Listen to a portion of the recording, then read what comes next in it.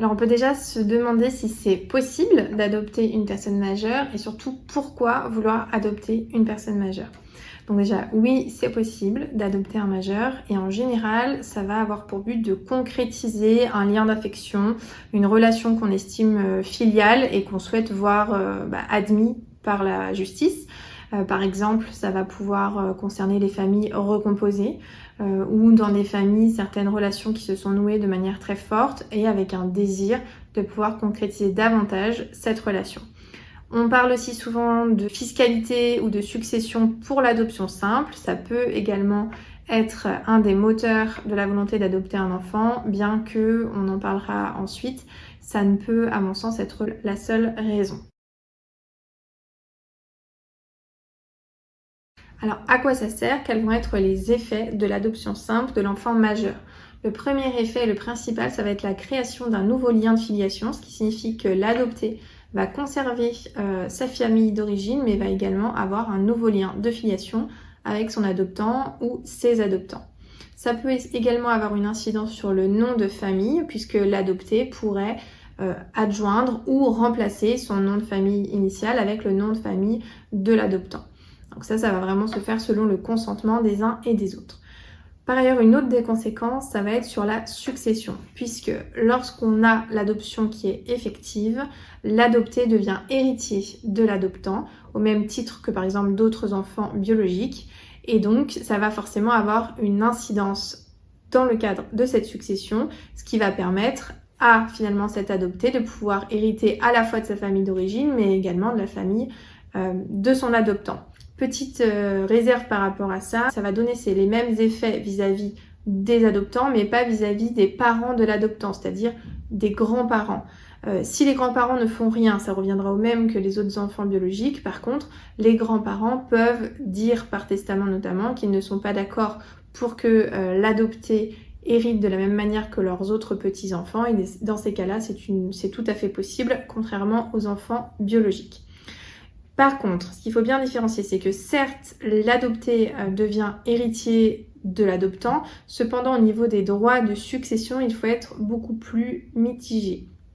Le droit fiscal considère que l'adopté, simplement, ne doit pas être considéré comme un enfant biologique classique, c'est-à-dire qu'il ne va pas appliquer les mêmes droits de succession. En théorie, en principe, par exemple, si on a une adoption d'un neveu, par exemple, par un oncle, il pourra avoir les droits de succession initiaux comme s'il héritait de son oncle et non pas comme s'il héritait de son adoptant. Il y a des exceptions à cela. Ce sont des exceptions qui sont strictement fixées par l'administration fiscale, un texte du Code général des impôts, notamment si vous êtes adopté, l'adopté pourra ainsi bénéficier des droits de succession identiques aux enfants biologiques si c'était l'enfant du conjoint de l'adoptant. Donc en gros, quand on adopte l'enfant de son conjoint, là, on peut bénéficier des droits de succession au même titre que les enfants biologiques. La deuxième possibilité, c'est lorsque l'adopté majeur a reçu des soins ininterrompus de la part de l'adoptant pendant 5 ans de sa minorité ou alors 10 ans à cheval sur sa minorité et sa majorité. Donc dans ces cas-là, là encore, on pourra bénéficier un peu des droits de succession au même titre que tout autre héritier. Mais sinon, on n'a pas de privilège au niveau de droit de succession en ce qui concerne l'adopté. Donc bien entendu, ça pourra peut-être d'ailleurs être l'occasion de faire une autre vidéo si ça vous intéresse. Cette notion de soins ininterrompus, total, etc. En fait, il va falloir quand même le démontrer, c'est-à-dire démontrer en quoi l'adoptant a pris soin et notamment à payer l'entretien de son adopté pendant X années, et quand ça intervient des années et des années après, c'est une condition qui peut être très complexe à rapporter. Donc sur ce point-là, je vous conseille, si vous êtes dans cette hypothèse, de vous rapprocher d'un professionnel pour voir si vous pouvez éventuellement rentrer dans ce cas-là. Donc on a parlé des successions, il en est de même pour les donations, c'est-à-dire que lorsque vous êtes adopté, vous ne pourrez pas bénéficier des abattements au même titre que les autres enfants sous les mêmes conditions, c'est-à-dire si vous êtes l'enfant du conjoint de l'adoptant ou s'il y a des soins ininterrompus pendant la durée dont je vous ai parlé précédemment. Donc on a évoqué le pourquoi et ce qu'il va se passer s'il y a une adoption, mais il faut aussi savoir si on rentre dans les conditions de l'adoption. Alors, pour adopter simplement un majeur, l'adoptant, il peut être soit seul, soit en couple, marié, pacsé ou en concubinage. Les 3 possibilités sont envisageables et il faut que l'adoptant ait au moins 26 ans et qu'il y ait un minimum de 15 ans d'écart entre celui qui adopte et celui qui est adopté.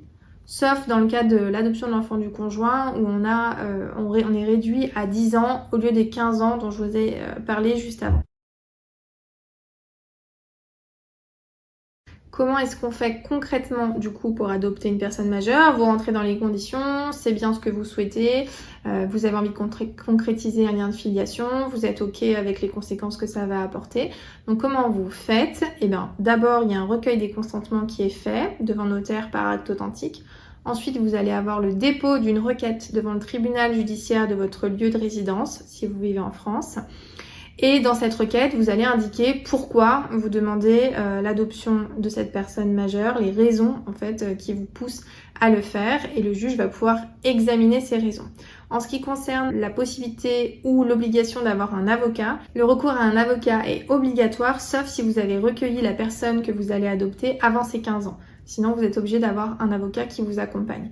Donc bien entendu, comme à l'habituel, je vous conseille de vous tourner le plus rapidement possible vers un avocat afin qu'il puisse vous apporter une véritable aide dans votre situation.